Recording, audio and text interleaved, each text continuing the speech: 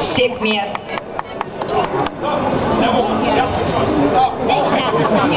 Nu, ačiū. Kokia konta tavo? Ilsėkis ramybėje. Oi, čia, oi. Svaločičio. Nu, jis sako, jeigu skėsti, sakyk, kur rubeliai padėti, kad neprapultų. Nepatiko skęs toliau, įeina lėtapėdis, geraširdis, žemaitis.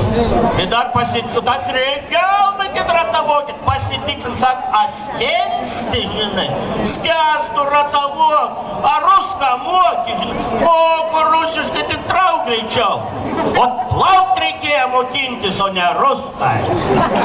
Ir pasaka, mane rodas tu jau napvar. Rugis ilgo laiko skaitęs kaip piktžula, ji nenaudoja maistui. Tik tai kada vienas gaspadoris apsilaidė biškį, nenuravėja, reik valgyt piktžulas. Ypatika duok man, ir tada auga kvietis ir rugis, du javai buvo.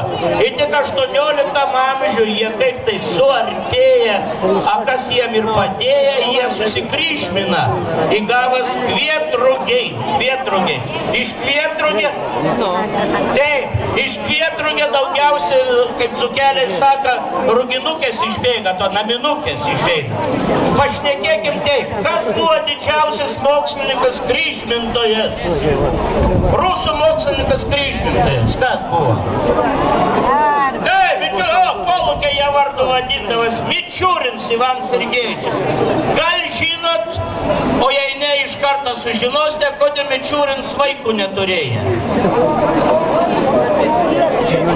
Turėjo jis laiką ir entuziastų, jis durnelis sukryžmina savo žmonai kojas.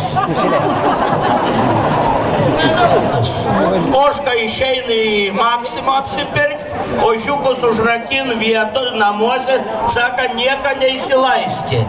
Jeigu kas slaptažodį. Nu, a vilks tai visko girdėję, ta tik spėja į Maksimo įlyst, vilks jau prie durų skambint. Ožiukai nedorni sako, kas čia? Sakyk slaptažodį. Čiulp spenį.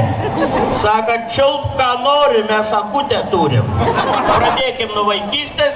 Petriuka buvo labai sunki vaikystė. Jeigu jis nebūtų gimęs berniukų, nebūtų turėjęs ni su kuo žaisti. Kada mažas būdam su tėte nuėjo į pirtį miestą, pasimaudę, nusipraus ant muilą paslydą, paskutiniu momentu da į tėvo įsikyba, žinai. O tėvus taip išdidžiai patenkint, sakam, varet, su mama būtum ėjęs, būtum užsimušęs. Tėvas nebuvo geras pavyzdys vaikui, pavyzdžiui, kaip jis skatina vaiko mokytis, žinai. Saka, Petriukai, jeigu tu gerai mokysies, aš tau pavoksiu dviratį. Nu, tas ir mokės vaikas, studijuoja geografiją 5 klasę,